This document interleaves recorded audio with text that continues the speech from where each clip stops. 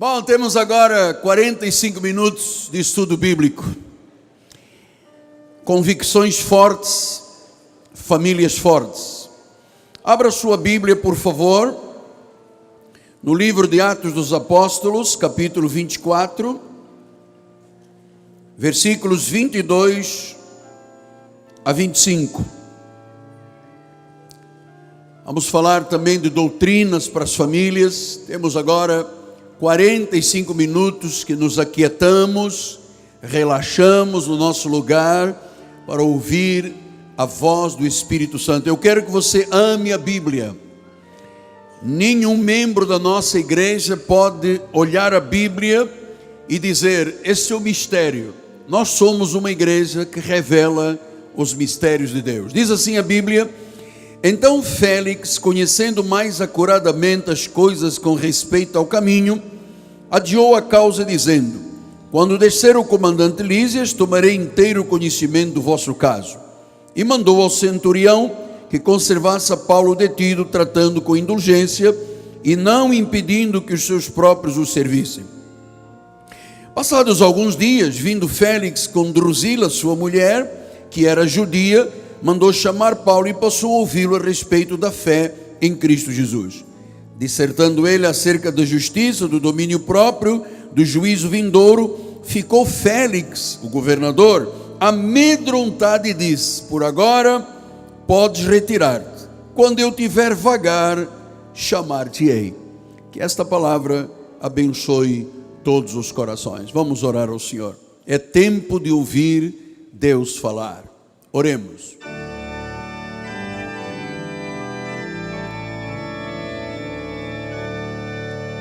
Senhor Jesus Cristo, estar em tua casa é uma bênção,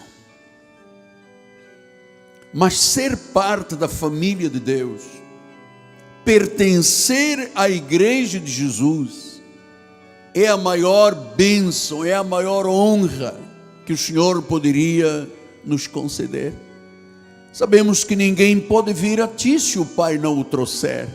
E nós estamos aqui trazidos pela mão de Deus para uma missão de crescermos na graça e no conhecimento de Deus.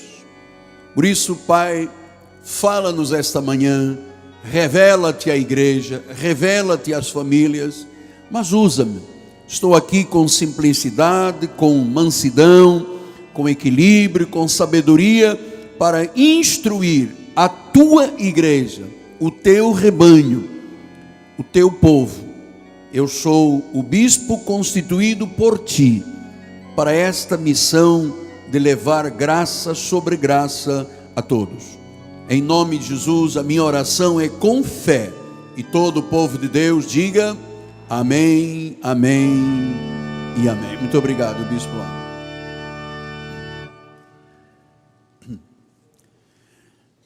Meus amados irmãos, minha família, santos preciosos, Igreja de Jesus, Corpo de Cristo, cartas escritas pelo Deus vivente, aqueles que são o selo do meu apostolado, meus filhinhos.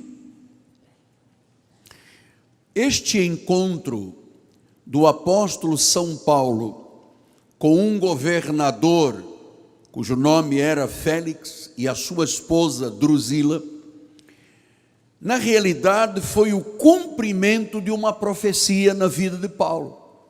No livro de Atos 9:15, a palavra do Senhor diz que o Senhor lhe disse: vai, porque esse é para mim um instrumento escolhido, para levar o meu nome perante gentios e reis, bem como perante os filhos de Israel.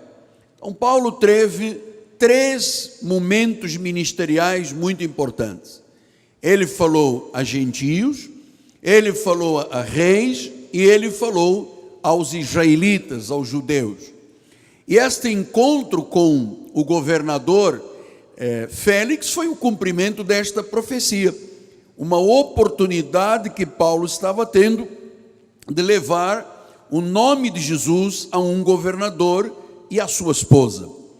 E disse que, versículo 22, de Atos 24, que Félix, conhecendo mais acuradamente as coisas a respeito do caminho, então, este governador, quando começou a ouvir as questões importantes da graça de Deus, ele diz que adiou a causa. Então, alguma coisa Deus estava trabalhando, que ele adiou o julgamento de Paulo. E veja você que ele disse as coisas a respeito do caminho. Então vamos pensar juntos que até então não havia a expressão cristianismo. A igreja de Jesus era chamada de o caminho. E Paulo estava falando a respeito das coisas do caminho, estava falando a respeito da igreja, estava falando a respeito da palavra do evangelho. Você se recorda que uma das virtudes dos nomes de Jesus foi caminho. Lembra-se João 14,6? Respondeu-lhe Jesus: eu sou o caminho, a verdade e a vida. Então Paulo estava falando do evangelho e dos benefícios do evangelho. Até então a igreja não tinha uma estrutura, a igreja não tinha fundamentos e a igreja era chamada do caminho. Mas em Atos 11:26, para conhecimento da igreja, tendo encontrado, levou para Antioquia, e por todo um ano se reuniram naquela igreja e ensinaram numerosa multidão. Agora veja, em Antioquia foram os discípulos pela primeira vez chamados de cristãos. Então não havia cristianismo como nós vivemos hoje. Até então a igreja não tinha fundamentos, a igreja não tinha estrutura. Quem trouxe os fundamentos à igreja como prudente construtor foi o apóstolo São Paulo. Ele diz: eu lancei os fundamentos à igreja, agora veja como é que cada um edifica. Ninguém pode edificar sobre outro fundamento que é Cristo. Então até então a igreja era chamada de caminho. Efésios 2:13, estamos falando de doutrina.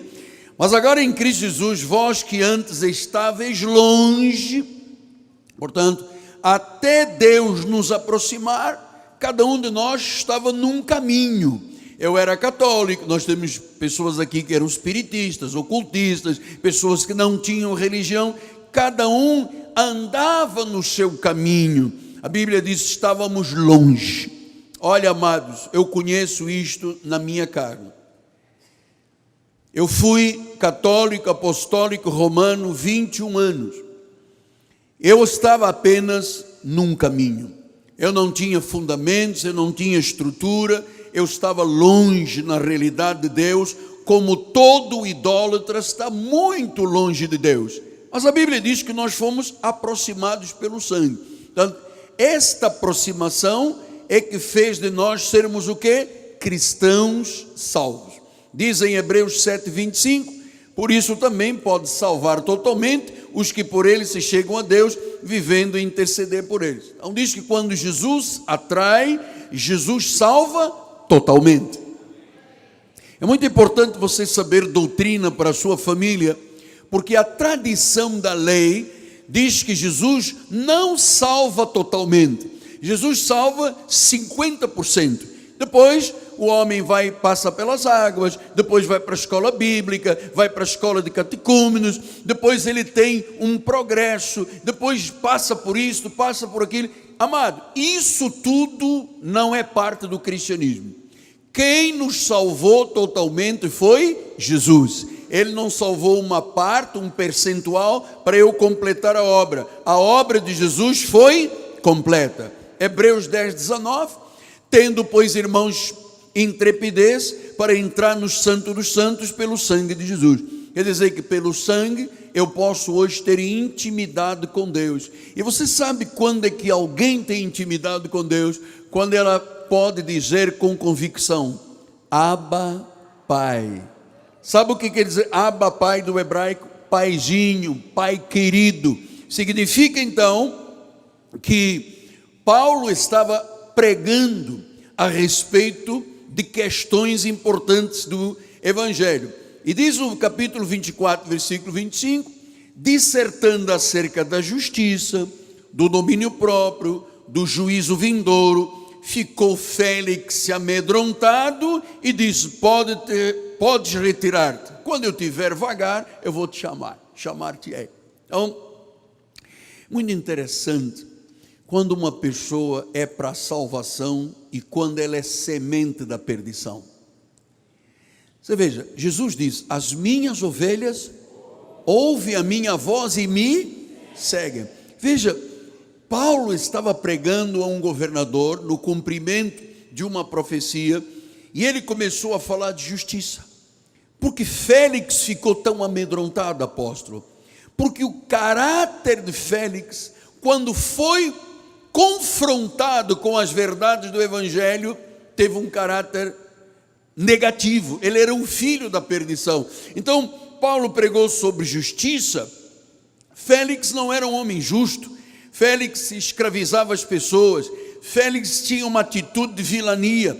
Então, Paulo falou sobre domínio próprio, né? Paulo falou sobre justiça, sobre domínio próprio, sobre juízo vindouro. Por quê? Porque esse governador persuadiu Drusila a abandonar o seu marido para ficar com ele. Era um homem vil, era um homem negativo, era um homem das trevas. Então ele chegou a mandar matar o sacerdote Jonatas. Então, quando ele se confrontou com a palavra da verdade, e aqui eu vou dizer, amados, a ovelha, quando ela é confrontada com a questão da justiça, do domínio próprio e do juízo vindouro, ela diz: eu recebo para a minha vida.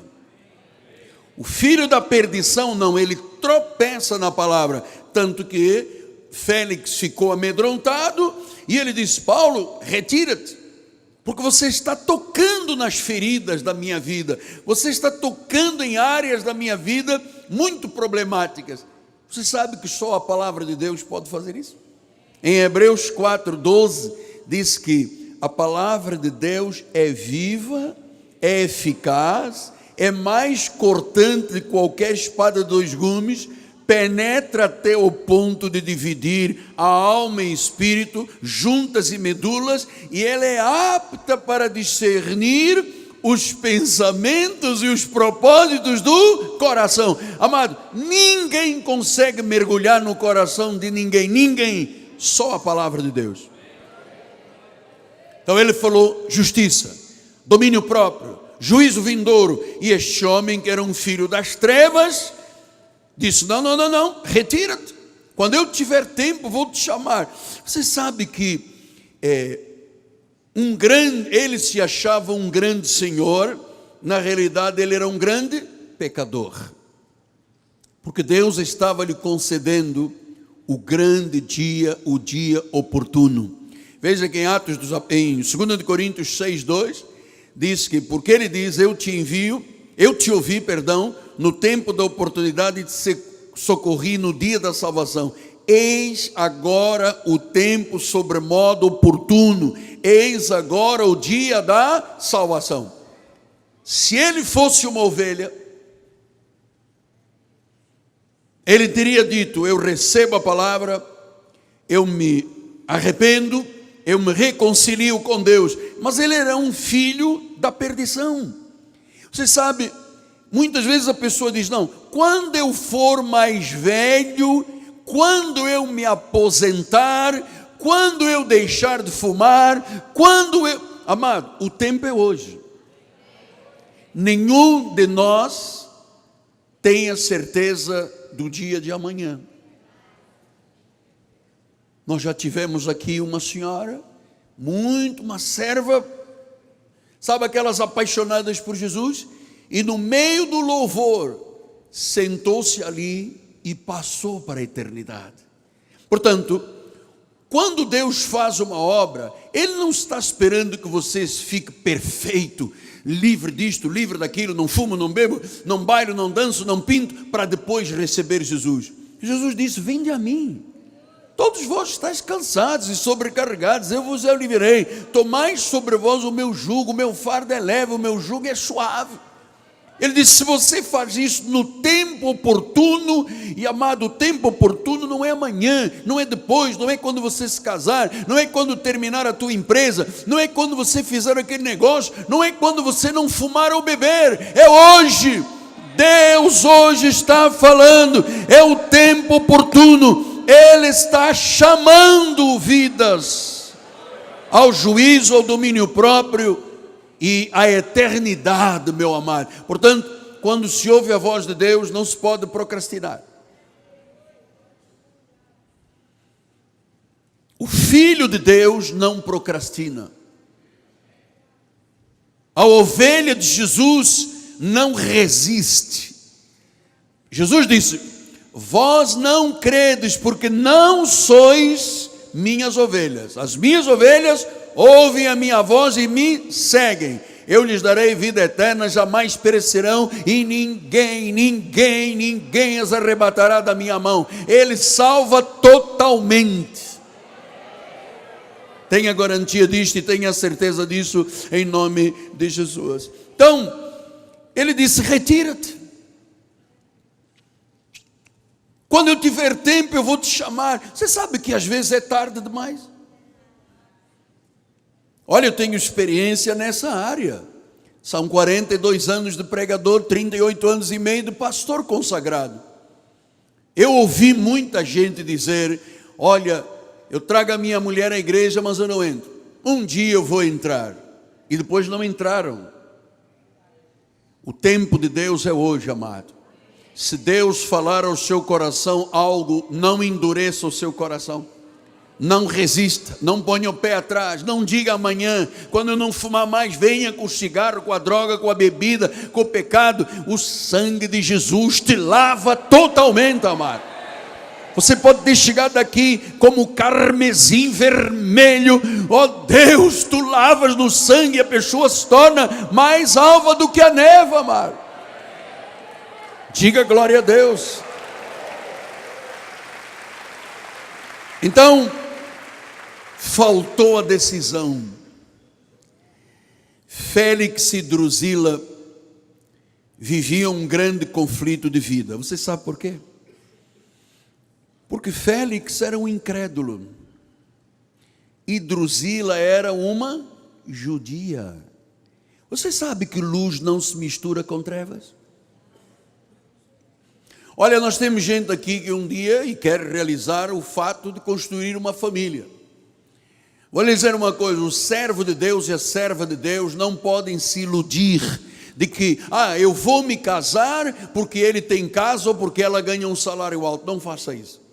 Espere o tempo de Deus, porque os sonhos de Deus têm um tempo e têm um modo de acontecer. Sabe como é que nós os portugueses dizemos? Não ponha a carroça à frente dos bois. Deus tem um tempo. Não comece a dizer e achar: eu acho que eu nunca casarei na vida, então o primeiro que aparecer ou a primeira que aparecer é esta ou esta. Nós, pais, pela experiência que temos de vida, gostamos de dar bons conselhos aos nossos filhos. Mas você sabe que muitos dos filhos não ouvem os pais. Eu conheço casos de pessoas que se casaram nesta igreja, que nós dissemos: não casa. E quando os pais criam uma barreira, quando a igreja não tem sintonia, quando não é luz com luz, amado, vai dar errado.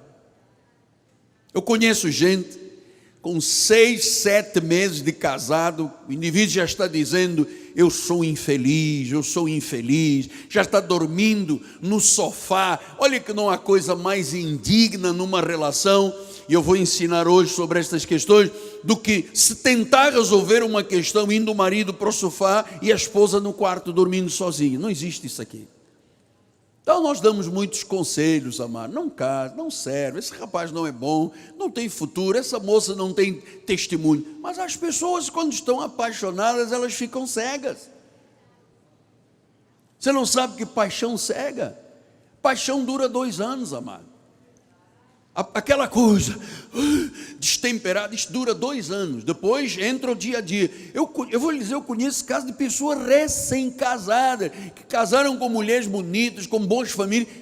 Já estou no conselheiro matrimonial, já estou indo ao psicólogo. Gente com 8 meses, 6 meses de casada, tinha que ir para onde? Para a cama.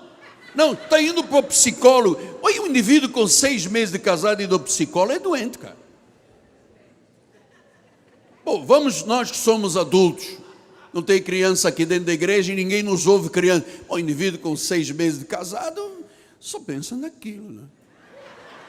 Não, agora eu vou para o psicólogo porque eu estou muito infeliz. Infeliz não casar, você está fazendo infelicidade a outra pessoa. Mas os pais sempre falam, pai e mãe são sábios. Quando mãe bota o negócio na cabeça, amada, ouça, pelo menos ouça.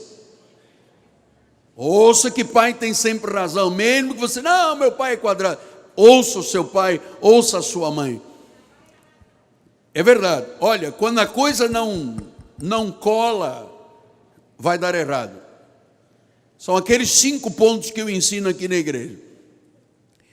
Luz com luz, mesma doutrina, mesma igreja, famílias de acordo, igreja de acordo, liderança de acordo, deu certo, é a vontade de Deus. Agora, quando as pessoas dizem, escapa, isso vai dar conflito. E esta mulher, Drusila, que era da fé, largou o marido para ficar com um homem que era das trevas. E começaram os conflitos. Começaram os conflitos, porque ela era da luz e ele era das trevas. Amado, não misture trevas com luz. Não há comunhão entre Jesus, entre a mesa do Senhor, entre o cálice de Cristo e o cálice dos demônios. Ou há comunhão? Não há comunhão. Então começaram os conflitos. E quando Paulo foi lá e o confrontou com a palavra, ele disse, Paulo, vai-te embora, um dia eu vou te chamar, quando eu tiver tempo. Não teve tempo, porque ele não era do Senhor, não era ovelha do Senhor, não tinha coração para dizer, Senhor, eu te recebo como Senhor e Salvador. Não se reconciliou, não se arrependeu, era o dia dele. Eu vou lhe dizer uma coisa, hoje, dia 20, é o teu dia, é o dia de uma mudança de vida, é o dia de um divisor de águas, é o dia de você se tornar vencedor, é o dia de você acabar com essa depressão, essa angústia, esse mau humor na vida, é o dia de você dizer, Senhor, este é o dia que o Senhor preparou para mim, eu vou me regozijar em Deus, é o dia oportuno. Hoje é o dia oportuno, hoje é o dia oportuno, não pode escapar, hoje é o dia que Deus preparou para a sua vida, creia, receba-o, confesse-o, ame-o. Mas este casal começou com conflitos. Eu vou falar desses assuntos agora, um pouco sobre conflitos de casamento. Qual é o casal que não tem conflitos de casamento? Como é que eu supero quando um conflito chega? Você sabe que há momentos em que um homem e uma mulher casados, em alguma situação, podem não concordar um com o outro. E quando começa a haver a discórdia, parece que as pessoas não se sentem unidos. Parece que marido e mulher lutam no relacionamento, não sabem vencer desafios, porque há tempos em que a pessoa tem o direito de discordar. Se um diz, não, o meu negócio é azul, o outro diz é amarelo, qual é o problema? Mas isto às vezes, quando não é solucionado, o casal parece que não consegue olhar olhos nos olhos, parece que não há sintonia, parece que tudo fica insuperável, deixa um ao outro estressado, vem lágrimas, prantos, estão estabelecidos os conflitos na relação de um homem com uma mulher. Como superar isto aqui? Você sabe, há conflitos no casamento, porque são dois seres imperfeitos, humanos, todos com uma carne pecaminosa, vivendo debaixo do mesmo teto. Isto pode produzir conflitos. Agora, quem é que gosta de um casamento com conflitos? Nós somos evangélicos, cristãos, lavados no sangue do Cordeiro. A minha pergunta é: pode um cristão gostar de viver um casamento em conflitos? Olha, eu vou lhe dizer, eu não gosto. E eu espero que com os ensinamentos da igreja você também não goste. Eu não gosto por quê? Porque essa já é a perspectiva que eu mantenho na relação com a minha esposa quando ventos de conflito chegam, porque chegam, nós vemos uma vida tremendamente sobrecarregada. Agora, Jesus nos ensinou: dependendo de vós, tende paz com todos. Portanto, esta é a perspectiva da minha vida. Realmente eu não gosto de conflitos. Eu sou um homem que nasci para a paz. Tem gente que adora um conflito. Eu tive um cunhado, um senhor que viveu com a minha irmã 35 anos, nem era cunhado, não era casado, e era um homem que gostava de conflito. Eu conheci 35 anos este senhor com conflitos. Ele gostava do conflito. O ganho dele era gerar sofrimento na minha irmã para ele se sentir feliz. Chama-se sadomasoquismo. Isto é psicoses, isto são transtornos obsessivos compulsivos. Mas nós vamos tratar desse assunto à luz da Bíblia. Quero lhe passar com muito temor, tremor e mansidão alguns princípios que devem ser aplicados no casamento quando conflitos chegam. Eu não gosto de conflitos. Nossa casa, nós não gostamos de conflitos. Eu me recordo, alguns anos atrás, havia aqui uma palavra na igreja, era assim: bota pressão nele que ele cede. Então as pessoas confundem temor de Deus e mansidão com fraqueza. Aqui não há fracos. Mas eu não gosto de conflitos. Eu não vivo com conflitos. Não aceito conflitos. Então, eu queria lhe passar alguns princípios que eu acho que eu, como pastor, tenho obrigação de o fazer. Em primeiro lugar, reduza a quantidade de conflitos na sua relação. Reduza. Amós 3,3 diz isso: andarão dois juntos se não houver acordo. Às vezes é melhor ter paz do que você ter razão. Reduza a quantidade de conflitos. Você sabe o que gera um conflito? Reduza. Eu já lhe falei aqui, eu conheci um casal com filhos que se separou porque a senhora, quando tomava banho, saíam cabelos e pelos e o marido ia atrás com o aspirador, e ele fez isto tantas vezes que um dia a mulher pegou as malas e foi embora, mano. Ninguém suportava esse conflito. Nós não fomos feitos para outra coisa, nós fomos feitos para a paz. Então, duas pessoas podem andar juntos se não há acordo. Então vamos aprender a reduzir os conflitos. Reduzir os conflitos. Segundo lugar, busque uma solução muito rápida para que o casal permaneça em unidade. Marcos 3,25. Se uma casa estiver dividida contra si mesmo, tal casa não pode subsistir. Se você tem um conflito, busque uma solução rápida, porque uma casa dividida não subsiste. Terceiro lugar, evite lágrimas e prantos, e fale e dialogue. Porque há pessoas que assim, tem um conflito, metem-se no banheiro, ligam o chuveiro e choram, fecha o banheiro, desliga o banho, limpa o rosto. Amado, o mínimo de lágrimas e prantos e o máximo de diálogo. Salmo 42:3 assim: as minhas lágrimas têm sido o meu alimento dia e noite, noite e dia e noite. Enquanto me dizem continuamente: onde está Deus, onde o teu Deus está? Então, há pessoas que se refugiam atrás de choro, prantos, lágrimas, quando o diálogo pode resolver. Procure uma solução rápida. Salmo 119, 28. A minha alma de tristeza verte lágrimas. Fortalece-me, Senhor. Então, há pessoas que se escondem atrás de choro e pranto. Eclesiastes 4:1. Vi ainda todas as opressões que se fazem debaixo do sol. Vi as lágrimas dos que foram oprimidos, sem que ninguém os consolasse. Não opte pelas lágrimas e pranto. Lamentações 2:11 diz: com lágrimas consumiram os meus olhos, turbada está minha alma, o meu coração se derramou na angústia. Sabe como é que isso se chama? Depressão.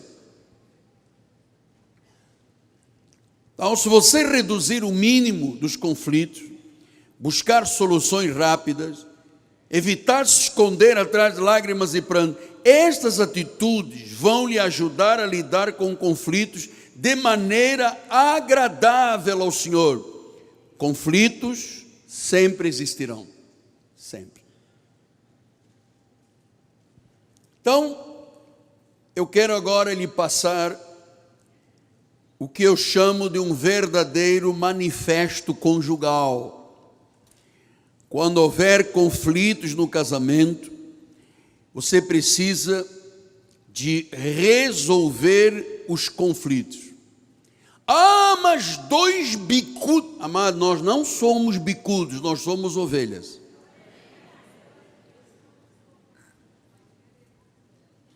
Não só entre o casal, mas com qualquer membro da família, está dizendo a bispa. Então, às vezes assim, ui, aquele marido e aquela mulher são dois bicudos não se beijam, e passam um ano, e passam dois, e passam 3, e 4, e estão lá na bicada, no bicudo. Amado, ouça. Eu vou lhe dar alguns conselhos que eu volto a dizer com mansidão, com equilíbrio, mas que são muito importantes. Primeiro foram os conselhos bíblicos. Reduza os conflitos, busque solução rápida, não se esconda atrás de lágrimas, fale e dialogue. Agora vão os conselhos apostólicos. Crie e cultive confiança emocional no seu casamento. Você sabe, quando desentendimentos chegam, e todos têm, ninguém que pode dizer, eu não tenho nenhum desentendimento, todos têm. É muito fácil, o primeiro sintoma e a primeira declaração que a pessoa tem é: casei com a pessoa errada. Sinto-me infeliz. Amado, todo casamento tem desentendimentos, porque nós somos duas individualidades diferentes. Viemos de famílias diferentes, de culturas diferentes, às vezes de cores diferentes, costumes, padrões diferentes. E se você não procurar criar um clima de confiança emocional dentro da sua casa, eu acredito que nada ameaça mais emocionalmente um homem e uma mulher do que a palavra divórcio. Não existe palavra mais ofensiva e mais doentia dentro de uma relação onde não há confiança emocional. Há pessoas que andam sempre no fio da navalha. Quando é que ele vai dizer outra vez quero divórcio? Qualquer dia vou me divorciar. Esse tipo de atitude não pode existir na casa cristã. Então, entre em acordo sempre, para que esta palavra não entre no seu casamento. E eu vou lhe dizer, não importa quão ruim seja o argumento ou a situação, a não ser que haja abusos ofensivos, violência física ou infidelidade conjugal, a não ser isso, que são as provas que permitem o divórcio, não permita esta palavra permeando a sua vida. Mateus 19:6 diz isso, olha lá. De modo que já não são dois mais, porém uma só carne. O que Deus ajuntou, não separa o homem. Então cria um clima de confiança. Uma mulher ou um homem que vivem no fio da navalha, sempre na perspectiva de um divórcio, isso é maldade. Isso é monstruosidade. Então o que diz Paulo em Efésios 4:26? Irai-vos, quer dizer que Deus sabe das condições da nossa carne. Você pode se irar, mas você não pode permitir que a ira acabe num pecado ao extremo. Uma coisa é o indivíduo bater com o pé no chão, ou a mulher dar rodar a baiana, ter um entrevero. Isso é normal entre os casais. Agora, irar é uma coisa, pecar é outra, ofender é outra. E ele diz aqui algo que eu acredito que seja tão interessante que passa rápido quando se lê a Bíblia. Ele disse: não se ponha o sol sobre a vossa ira. Nós somos humanos, somos pessoas emotivos, passionais.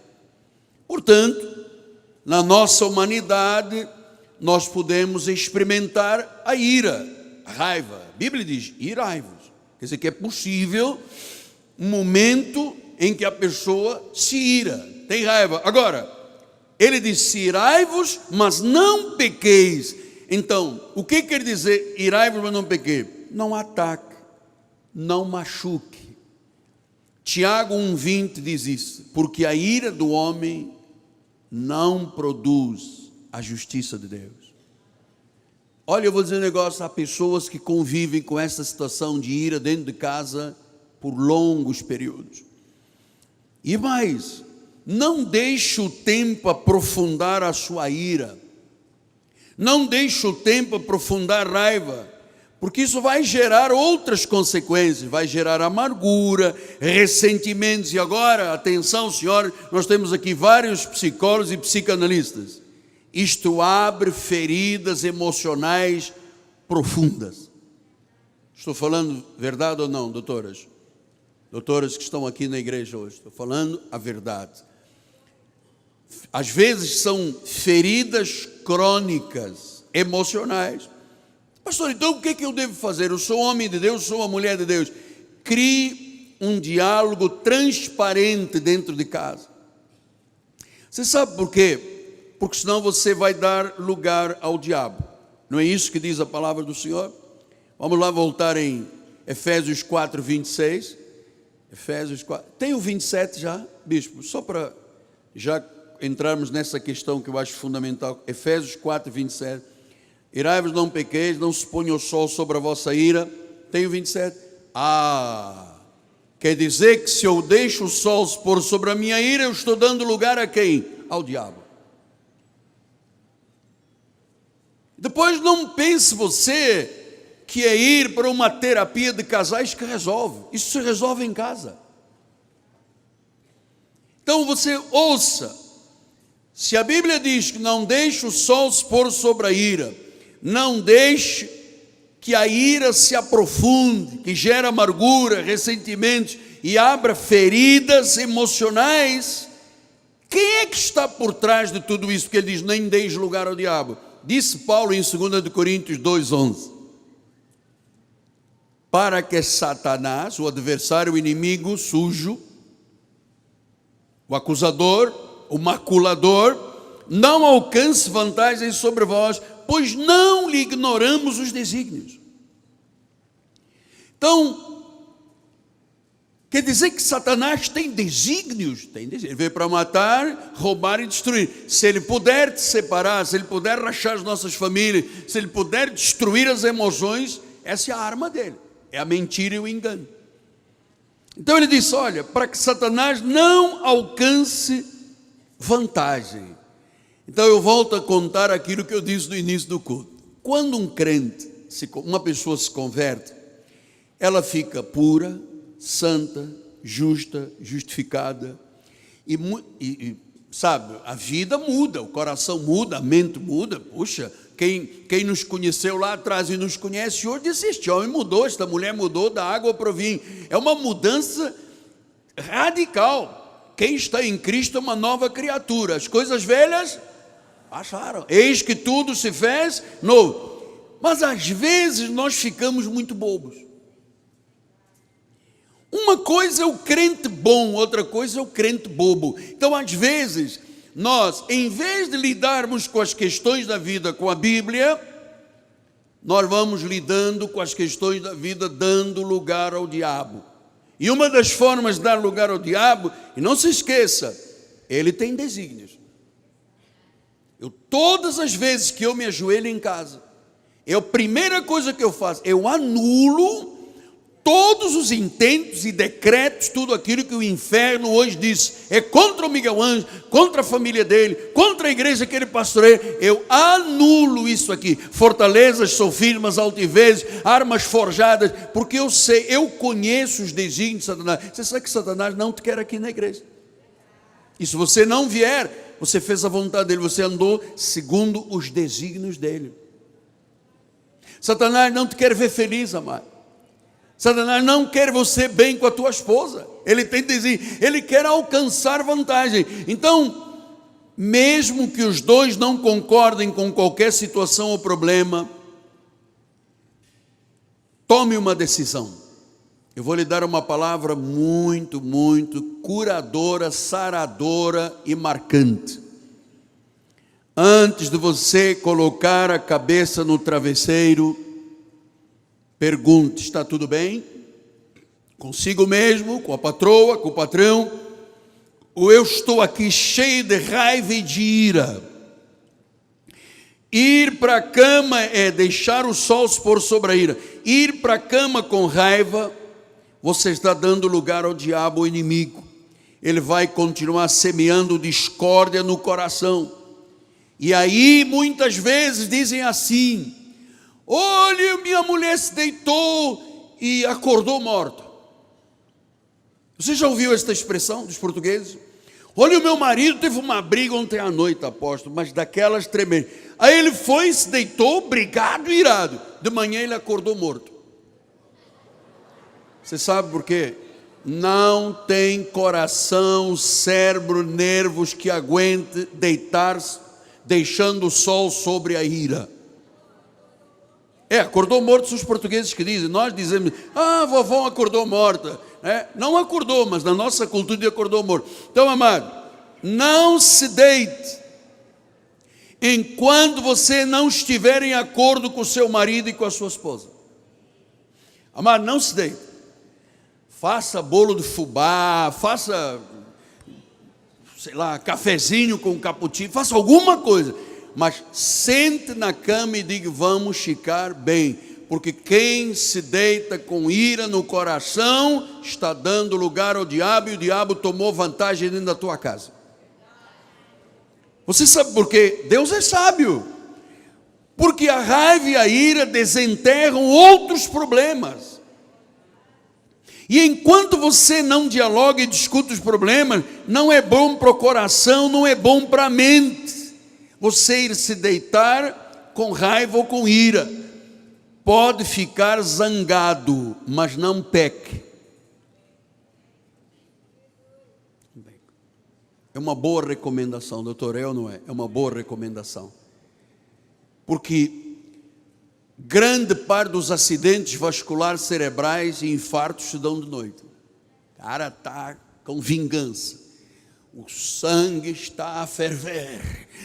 E a cabeça a mil. Como é que eu vou prejudicar o meu marido, a minha esposa? Ah, ele é igual ao pai, igual à mãe, não vale nada. E vai tentar dormir. Já fez um escaldapé, já tomou um calmante e deitou-se e dormiu. O coração está lá. Gudum, gudum, gudum. E às vezes a pessoa estoura.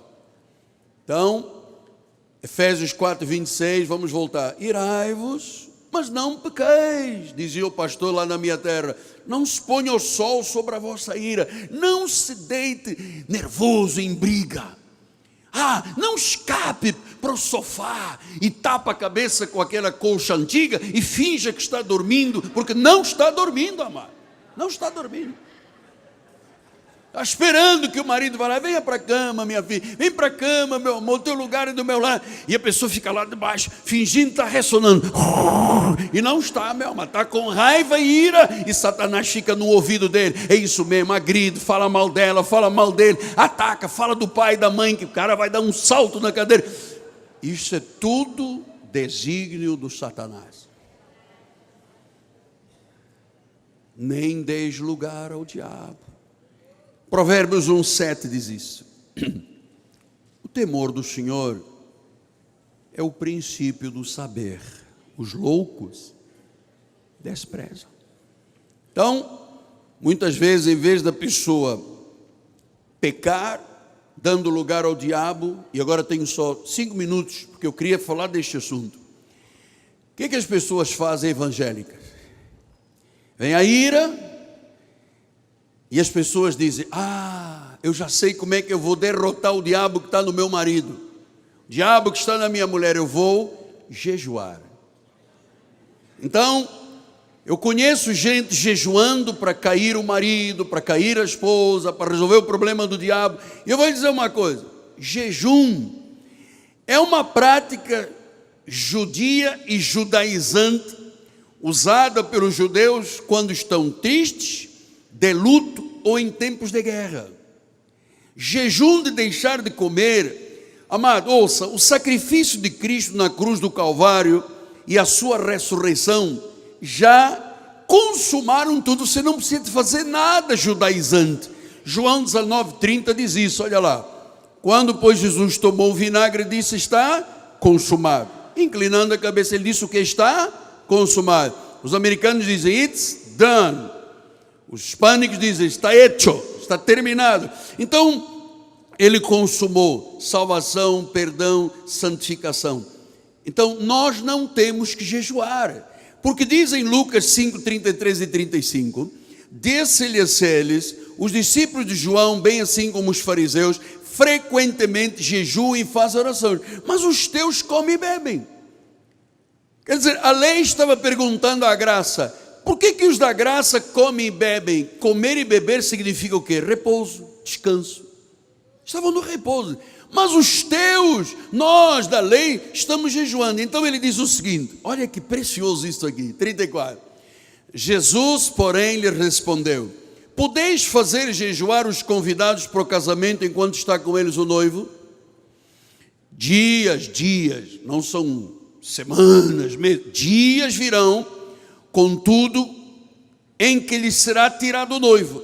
Naqueles dias, sim, eles vão jejuar. Então, quais foram os dias que foi tirado o noivo? Da morte à ressurreição, quanto tempo passou, até que Jesus foi assunto aos céus, até que o Espírito Santo voltou? 50 dias. Naqueles 50 dias, eles tinham que jejuar. Mas ele diz: jejum quando for tirado o noivo. Então, amado, hoje o noivo está em nós. Colossenses 1:27, olha que linda e preciosa. Aos quais Deus quis dar a conhecer qual seja a riqueza da glória deste mistério entre os gentios, isto é, Cristo em vós é a esperança da glória. Então o noivo está em nós, o noivo nos salvou totalmente, ninguém pode tirar o noivo de nós. Nós somos selados para o dia da redenção, nós somos um espírito com Ele. Ele disse: das minhas mãos ninguém arrebata. Jesus disse através de Paulo: nem a morte, nem a vida, nem espada, nem principado, nem potestade, ninguém nos poderá afastar do amor de Deus. O noivo está em nós. Efésios 4:30, olha que bênção: não entristeçais o Espírito de Deus, no qual fostes selados para o dia da redenção.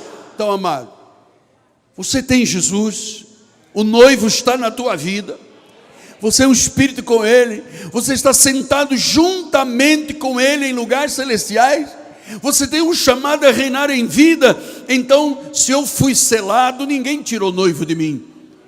Quando o noivo for tirado, vocês vão jejuar. Haverá dias, 50 dias, mas Ele voltou pelo Espírito Santo, Ele mora em nós. Então, nós confessamos a palavra.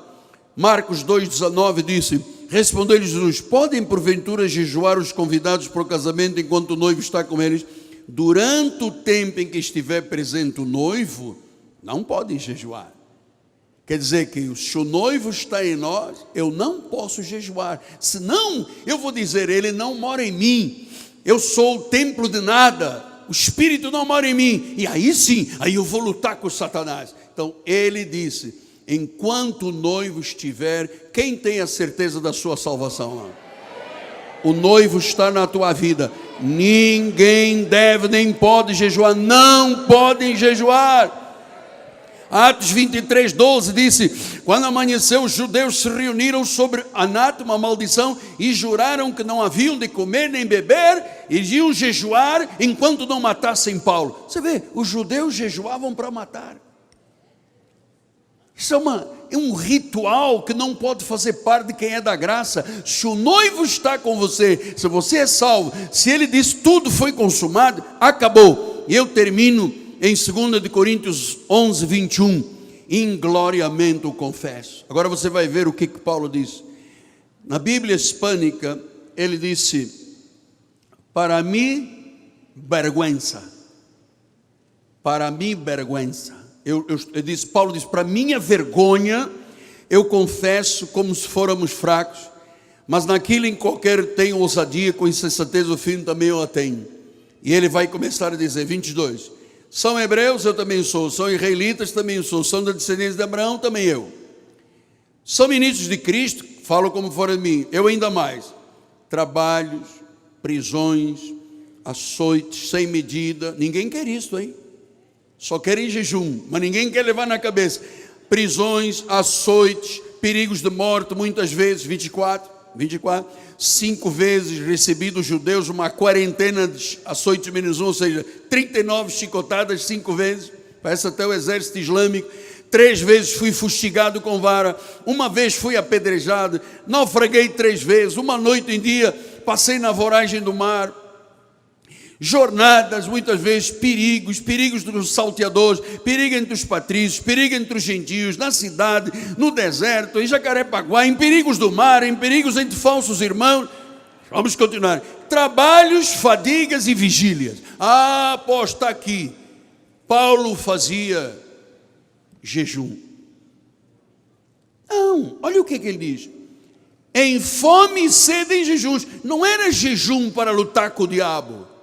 É porque ele viu a relação de coisas que ele passou e ele disse: olha, muitas vezes eu não tinha nem comida, então eu fazia jejum, não tinha bebida.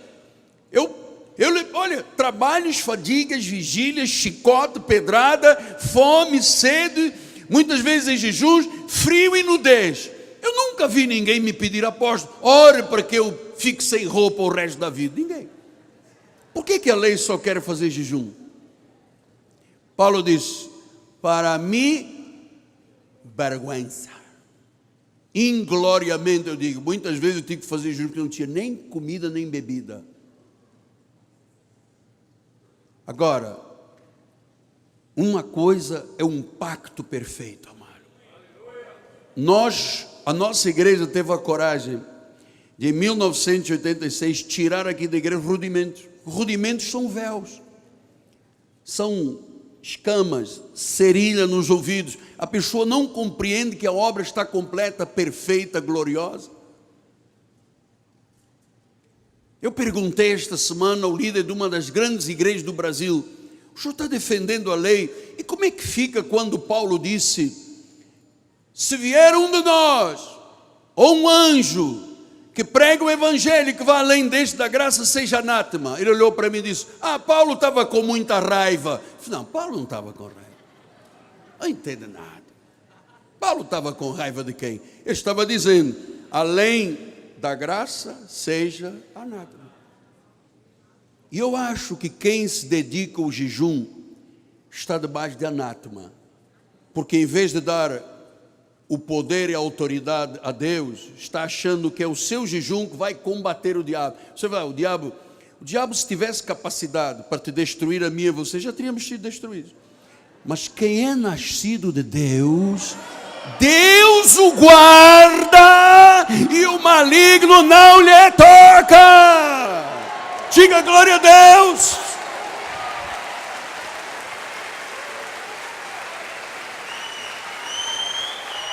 Só conflitos. Não deixe o sol se pôr sobre a sua ira. Você merece ser feliz. Você, seu marido, sua esposa, sua família. Pai, dá vitória.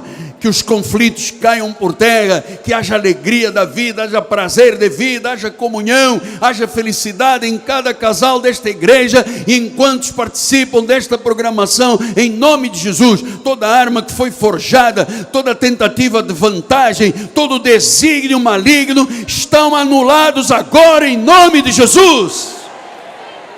Diga glória a Deus forte. Diga mais uma vez, glória a Deus. Diga mais uma vez, glória a Deus. Chacamanta corrobaba saramamadaba.